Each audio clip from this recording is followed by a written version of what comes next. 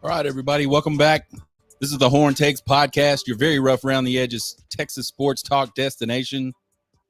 I'm your host, Sean Redfern. It's Longhorn Friday Eve. Means tomorrow, Longhorn Friday. Y'all know I love Fridays.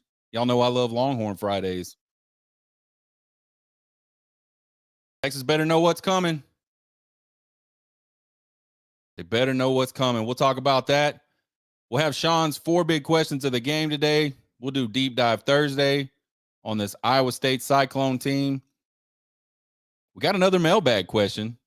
So that's like 2 shows in a row. I'm loving it. Keep the questions coming. Y'all can email me, hit me up on Twitter, hit me up on TikTok. We'll also talk about some pretty big news. Quinn Ewers and his possible return for the 2024 season. Check us out on Twitter, TikTok, and YouTube at Horn Takes. You just like to listen to podcasts. Maybe you travel a lot. I know we like to listen to podcasts sometimes when we travel, go on long road trips, stuff like that. Check us out. You can find us at horntakespodcast.buzzsprout.com or anywhere you listen to podcasts, Apple, Google, Spotify. They're everywhere.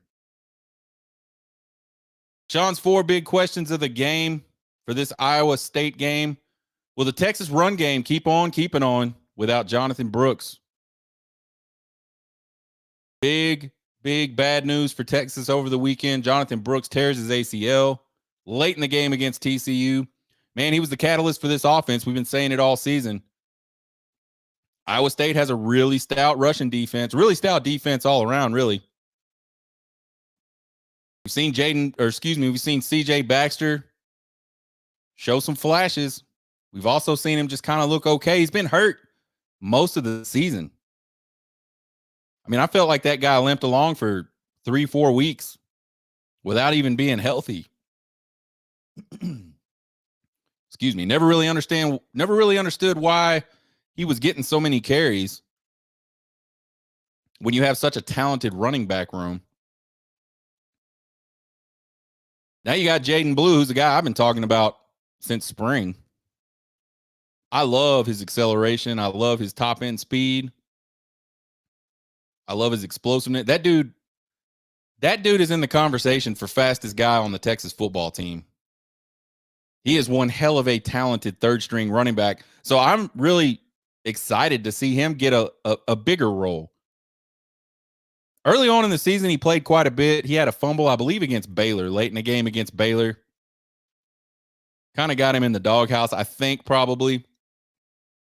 Didn't play as much. He had a lot of snaps in the game against TCU. But he's got home run capability. That guy can take it to the house quick.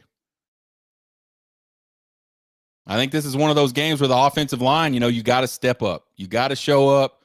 You got to be right in your assignments. You got to be nasty in your execution. It's just a really good week for the Texas offensive line to show up. Number 2, will the Texas coaching staff figure out the second half again? This team started out the season playing really slow in first halves and then just being electric in second halves. And when they started asking Sark about it, he said, I think we just focused so much on finishing because the first 2 years we were here, we couldn't finish games.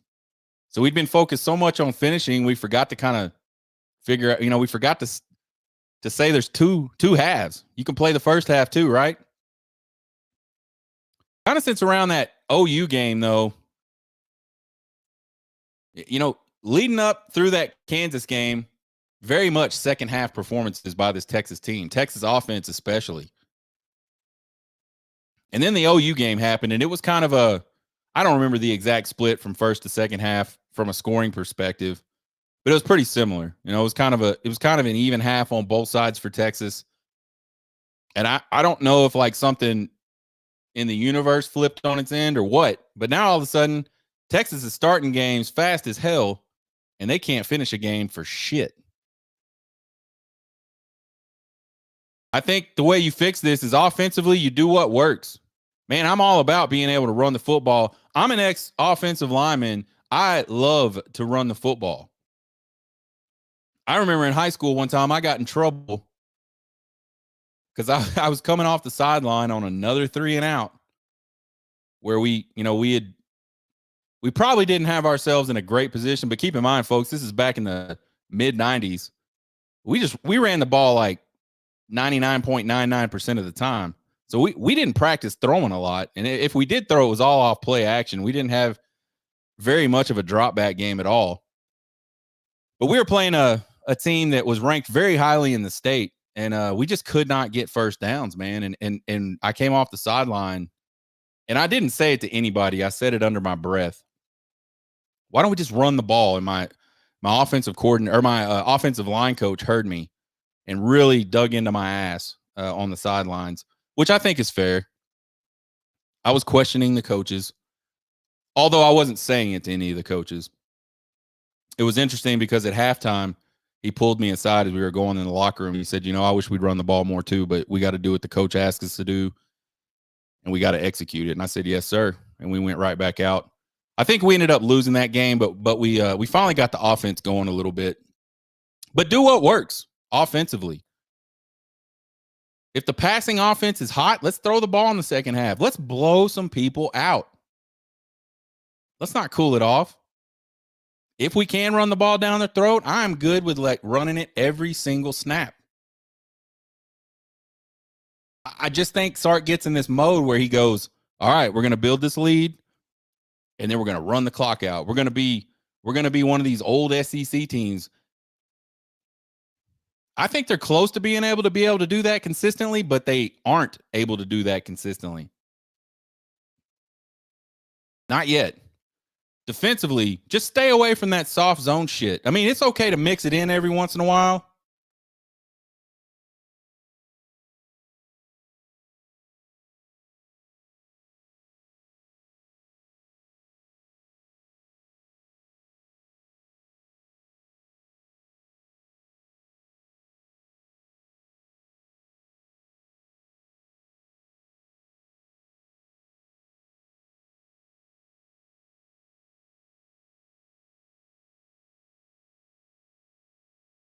I have no idea why that happens. Sorry, folks. We're back. We got video again. It just turns off. I don't get it every once in a while. Anyway, stay away from the soft coverage. You shut the offense out in the first half because you didn't play a bunch of soft coverage. Like, don't play a bunch of soft coverage. Y'all need to blitz the shit out of this freshman Rocco Beck guy. I mean, blitz him up. Tight coverage, create some turnovers, profit. That's the game plan. That should be the game plan in the second half. Let's not worry about the guy that couldn't complete a pass in the first half, all of a sudden becoming like Joe Theismann or freaking Dan Marino or some shit in the second half. If it worked in the first half, it's going to work in the second half. Trust your guys. It sure wouldn't be nice to see this defense and this offense play 4 complete quarters. I love the idea of complementary football, and I know that it's almost impossible against a solid opponent, and I think Iowa State's a solid opponent at least. It's impossible for everything to go right pretty much the entire game on both sides of the ball. So I get the whole complementary thing. But I think that this team has the ability to do both for 4 quarters. Question number 3, which team can reverse an opponent trend on the line of scrimmage? Iowa State does not give up sacks, folks. They don't really give up a lot of QB pressure. And this Texas defensive line, not crazy high in sacks. I think they got 26 right now, which is one off of their total for last season. So they've definitely improved. But they get tons of pressure. They're always back there affecting the quarterback. So it'll kind of be interesting to see between that matchup, when Iowa State does decide to drop back and pass or play action and pass, who wins that battle consistently throughout the game? And then I think you flip it around, you look at this Texas offensive line. They're kind of the start. They're kind of the catalyst for a running game that averages almost 200 yards per game. Iowa State's run defense is very, very good. I wouldn't call it elite. About 124 yards a game, I think they give up. But that's pretty good. And they create a lot of tackles for loss. So again, you look at that matchup, and you know at some point, you know, Texas is going to want to run the ball. They're down a running back. Can that Texas O-line kind of take over and really assert themselves against a pretty good Iowa State front? Finally, question number 4, does Texas know what's coming? Big news this week. Iowa State left guard Jared Hufford, all in the news this week. This guy gets interviewed. I don't know who by. I don't know when exactly. But he gets an interview on camera and says, it's definitely going to be one heck of a farewell present. Quote unquote there. That's a quote. And, quote, I don't think they really know what's coming for them.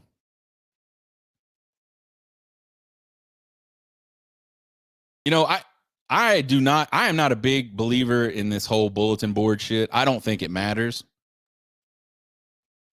I don't think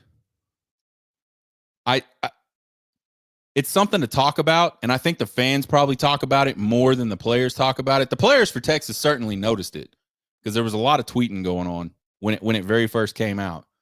Now, I wouldn't say a lot. There was just some tweets from Texas players. Not towards him. They just they sort of retweeted what I believe Texas or maybe Horn Sports reported it first. I'm not exactly sure. Not 100% sure what the main who reported it first, but they just tagged onto that and had their little things today. So it was noticed, but I don't think these Texas players are running around practice all week. Man, can you believe what that dude said? We're going to kick his ass. I just don't. I played college football. I played high school football. I don't think that happens. It certainly never happened around me in my time of playing football. The other thing is, like, adrenaline and being pissed and all that kind of crap, that's like movie shit. Like, real football games are not Fast Times at Ridgemont High when Jefferson gets pissed off because they messed up his car or he thought they messed up his car. It's not like that. After the first few plays of a football game, all the real adrenaline is gone. Any kind of like anger you have built up, nervous energy, whatever you want to call it, that feeling that just kind of makes you extra strong, superhuman for a short amount of time. It's called adrenaline. That's all gone after a couple plays. Tops. I remember, like, I got nervous, and I don't know if you call it nervous. I called it nervous at the time, but I think it was just adrenaline just coursing through my veins before every single football game I ever played. Every single one. In the very first play of the game, almost every single time, I absolutely destroyed somebody, and then it's gone. And then you're just a regular human after that. So even if this Texas team is using it as bulletin board material or whatever you call it, it's only going to last for so long. Then both teams are going to settle into the game. I will say this, though, if there's anything to that bulletin board material stuff, this might be the most interesting piece I've ever seen. I don't even know who this dude is. Honestly, I don't know who a lot of guys on Iowa State's team is. And that's not a diss on them. I just haven't got a chance to see them play at all this year.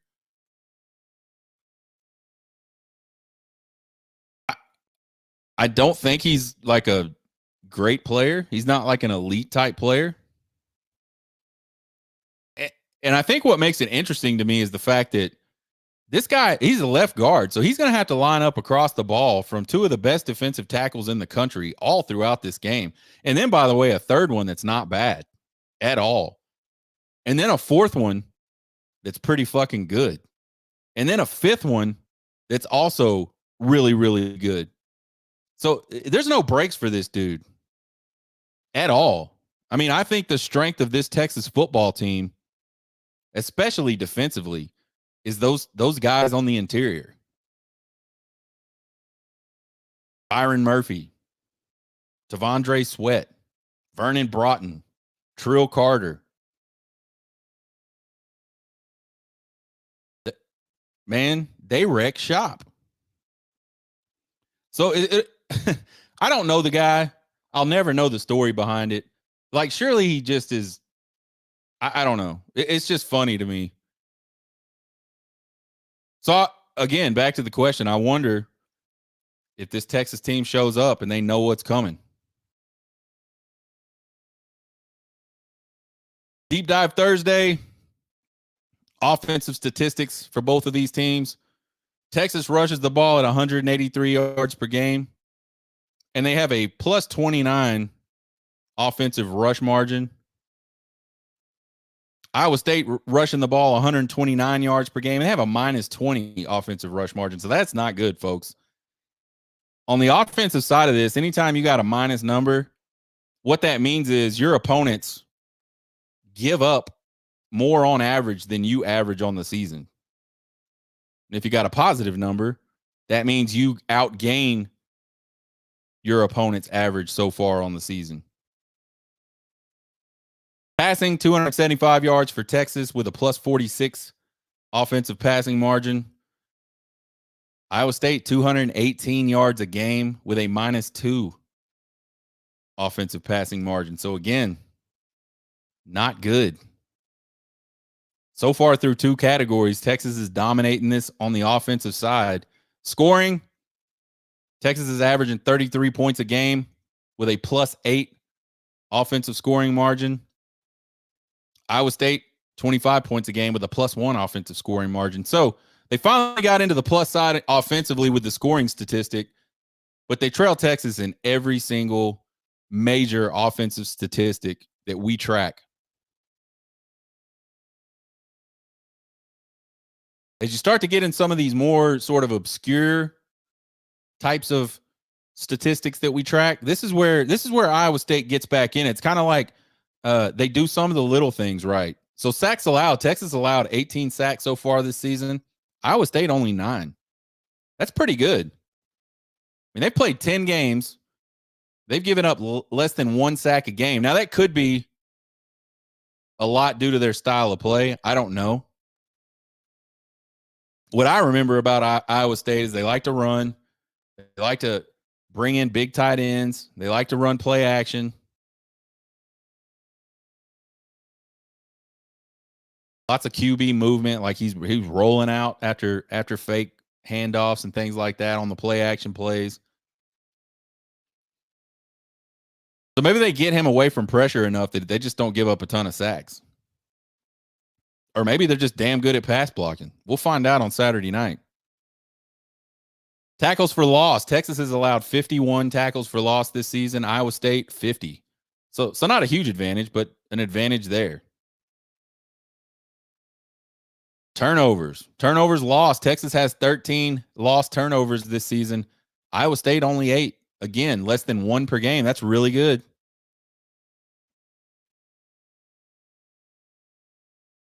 Defensively, Texas has given up 90 yards a game on the ground. They have a minus 56 defensive rushing margin. Iowa State, 124 yards per game on the ground. They have a minus 30, so pretty respectable, but still not as good as Texas defensively against the run. Passing game, Texas giving up 247 yards per game through the air. Despite the fact that they've just been really giving up a lot of passing yards lately, they're still on the minus side, which is good defensively. Minus 1. They're getting there. They're almost even with their opponent's average. Iowa State giving up 204 yards per game, which is pretty good. And they're minus 33. And the reason we do these margins is just to kind of look at the teams that they've played and really understand what those numbers mean. You could give up 200 yards per game passing And that sounds really good. But if you were playing like a running team, like primarily a bunch of running teams, that's what they do. That's their bread and butter. They just don't pass the ball. 204 is not that impressive in that case. Scoring, Texas has given up 18 points a game, which is minus 12 defensive scoring margin. And Iowa State is giving up 19 points per game with a minus 8. So much better defensively for Iowa State, but they still only have a leg up in one category, and that's the defensive passing margin. Everywhere else, Texas is better. Sacks, Texas has 26 on the season. I believe that's one off from their season total last season. So they should definitely eclipse that. I think we started talking about this earlier in the season, and I think we said we thought if they could get in the 34, 30, 33, 34 range, somewhere in there, that would be a pretty nice jump. We've got 2 regular season games left. Hopefully, well, they've certainly got 3 games left, whether it's 2 regular season games and a bowl game, 2 regular season games, the Big 12 championship game, and then a bowl game, possibly a playoff game. So for sure, they have 3 games left. That's 7 more sacks over 3 games. It's possible. Iowa State only 17. Tackles for loss. Texas has 69 tackles for loss. Seems like a lot. Iowa State has 52, which also seems like a lot to me.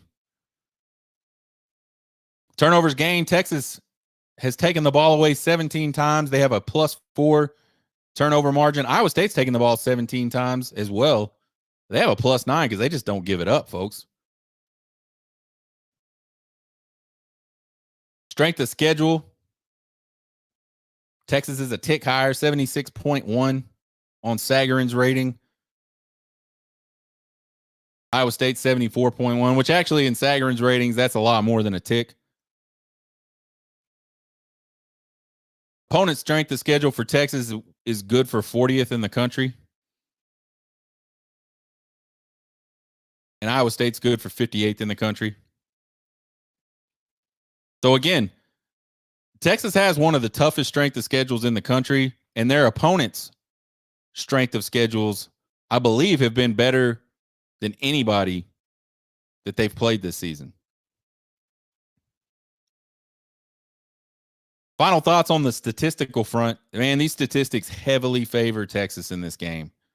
I don't think we've seen. It's been a long time since we've seen Texas dominate the statistics across the board like this. The last few weeks, they've looked really even. And so I was kind of surprised to see this one defensively be where Texas is still very much favored statistically. Iowa State does do a lot of those little things, though. We talked about not giving up sacks, not turning the ball over. Those are important things.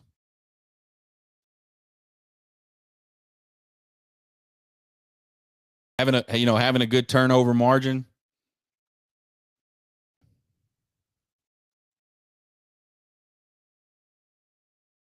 Stats, we talk about these stats every single week just because I think it's fun to look at it. And I've been testing out all kinds of little formulas and stuff like that. I don't know why. I guess I'm getting old. And I think stats can be a valuable predictor for some stuff. Stats will give you a good idea of what you could expect, what you should expect. But really, there's nothing they can do to predict what's going to actually happen because they can't predict the human element. Unforced turnovers. Hell, even forced turnovers. Can't predict it. All you can kind of do on a turnover front is go, this is what they've been doing. So we'll expect them to do that, and we'll see what that means for this game. I mean, but you could have a situation where one team snaps the ball over the quarterback's head 5 times and The other team picks it up. That's an unforced turnover. You can't predict that through stats. Penalties. Penalties is a thing that's kind of a double-edged deal as well, because not only do you just have the human element of the guys that are playing, but you have the human element of the folks that are officiating the game. Some crews call penalties differently than other crews. Some crews focus in on certain types of penalties only, it seems like. Some crews just completely and exclusively do not look for certain types of penalties almost exclusively. And in the Big 12, it's holding. Offensive holding is just, they just do not call it. They want those points. Injuries. Stats can't account for injuries.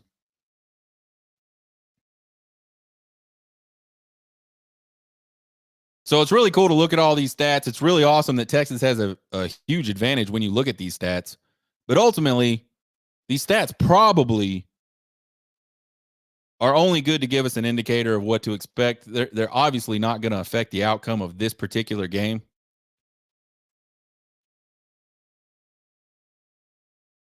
So there you have it, folks. There's the deep dive on the Iowa State Cyclones. We'll do 4 keys and a prediction tomorrow for the Iowa State Cyclones. We'll have our 4 keys to the game, and then we'll predict the game. And the Horn Takes podcast score predictor will be the predictor. I already know what the prediction is. Not telling you guys till tomorrow. Quinn Ewers back in 2024. Is that what I saw all over Twitter? Yeah, it is what I saw all over Twitter and all over probably every single Texas message board, probably all over a lot of sports message boards, other team sports message boards early this week. Bobby Burton of Inside Texas says he thinks it's a 90% chance, or a source told him it's a 90% chance that Quinn Ewers returns in 2024 for what will be his redshirt junior year.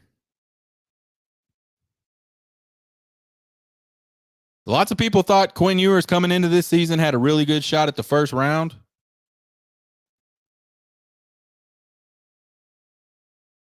I don't know. He's had some pretty good games. I don't know. I don't know that I call him a first rounder though.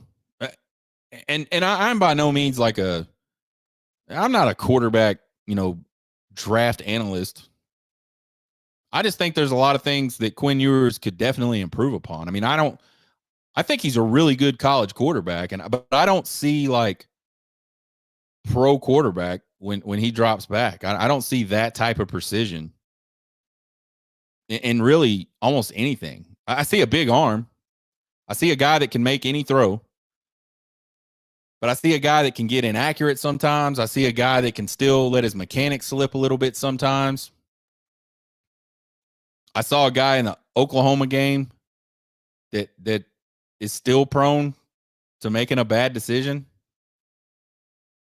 I see a guy that,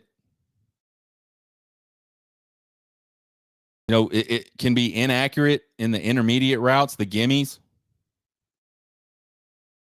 He can also like absolutely drill some of them sometimes. I mean, that dude, he's definitely got the talent. The ability is there. Sometimes the NFL draft is a head scratcher, so there's no telling what's going to happen there. I'm just not sure I'm not sure if I was a GM, I would spend that type of money on him. And now that he's gotten hurt for his second collegiate season in a row, and guys, he hasn't played a full season since his sophomore year of high school.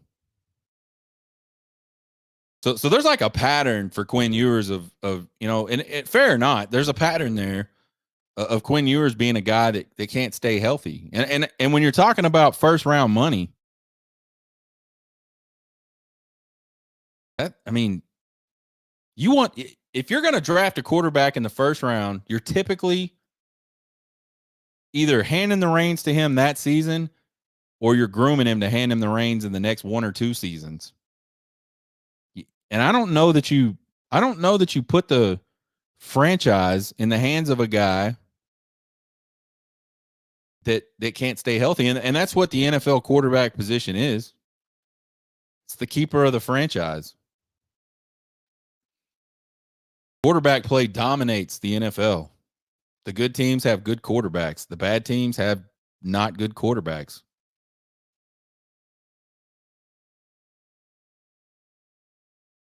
To me, whether Quinn Ewers is draftable this year, which I don't know. I mean, I think he's draftable, but I think, there's the possibility that he gets a lower round grade or even a mid-round grade, and that's just not something he's interested in. I don't know. We'll have to find all that out, but I think wherever he ends up being graded will depend a lot on these last 3 to 4 games.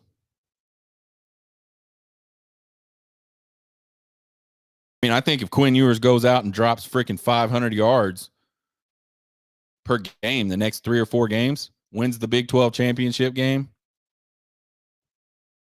maybe has like a really, really kick-ass performance in a bowl game or the playoff, whatever.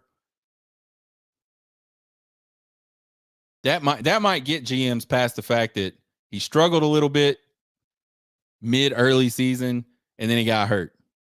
Maybe. I don't know.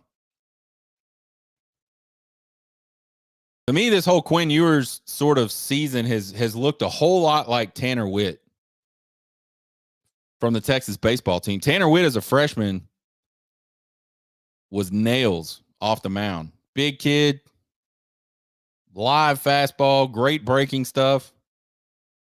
The tools are absolutely there for Tanner Witt. And this kid went into the College World Series in an elimination game against a really, really good Tennessee team. And I can't remember how many innings he pitched. I want to say it was like 4 innings. Jim in relief. Pretty sure it was relief. I was at that game. That was a damn fun game.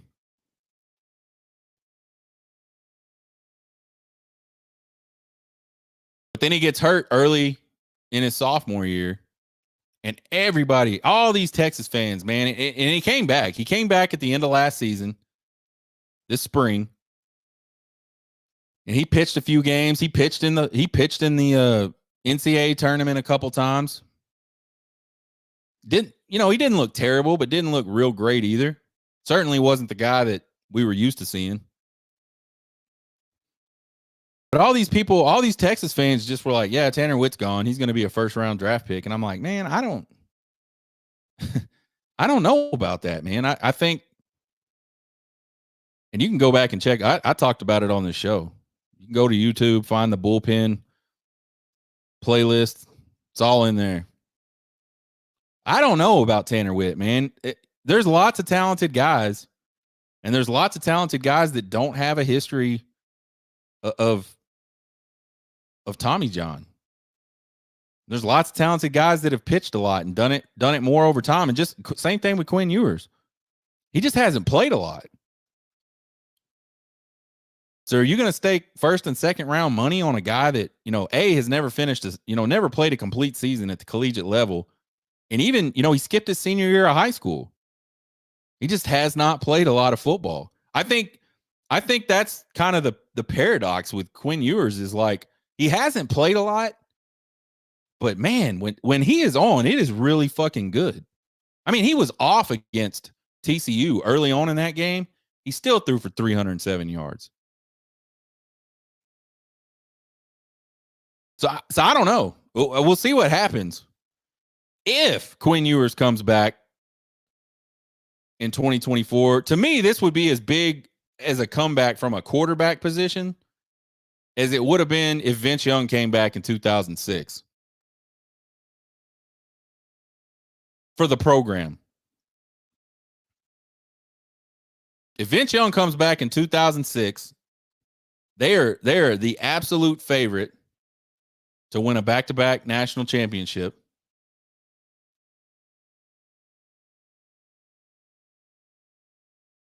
He's the favorite to win the Heisman, like hands down. 2006 could have looked a lot different, and 2006 was a pretty decent season. I mean, Colt McCoy had a pretty damn good freshman campaign. But could you imagine that 2016 with Vince Young taking snaps? I mean, that team might have been better than the 2005 team. Because that 2016 was loaded. Just didn't have the experienced signal caller. So if Quinn ends up coming back in 2024, you're looking at a third-year starter as you're heading into year one of the SEC versus redshirt sophomore Malik Murphy that's only had 2 starts. Outside of that, very limited action. Or maybe even a redshirt freshman, which to this point in his career has had 0 snaps.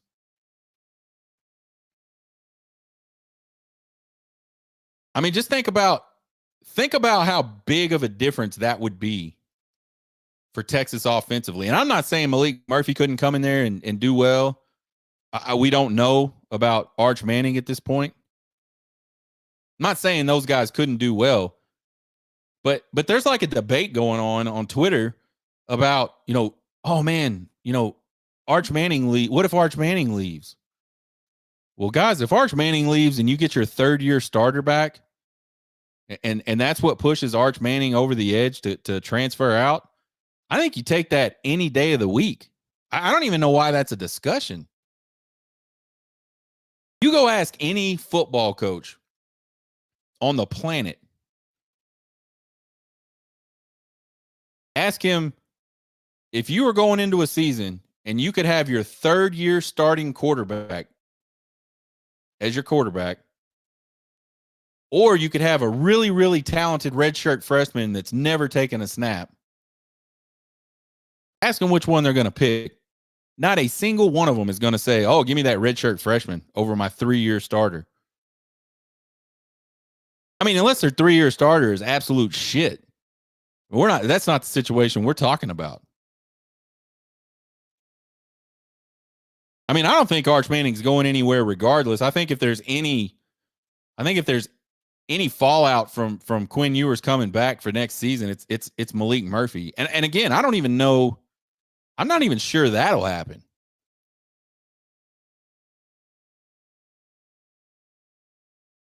I mean, we've seen Quinn's development from year one, which at times looked pretty good, but also looked pretty bad, to year 2. And I'm not saying it's been perfect this year, but the good has looked a lot better in year 2, and the bad has looked a lot less worse in year 2, a lot less bad in year 2. Think about what that dude's going to look like in another year in the system. And you start to look ahead at 2024, man, this roster is loaded. Loaded. It is SEC ready. If Quinn Ewers goes to the NFL, though, huge question mark at the quarterback position. If Quinn Ewers decides to stay, you could be looking at the same exact team, basically, except with another year of experience.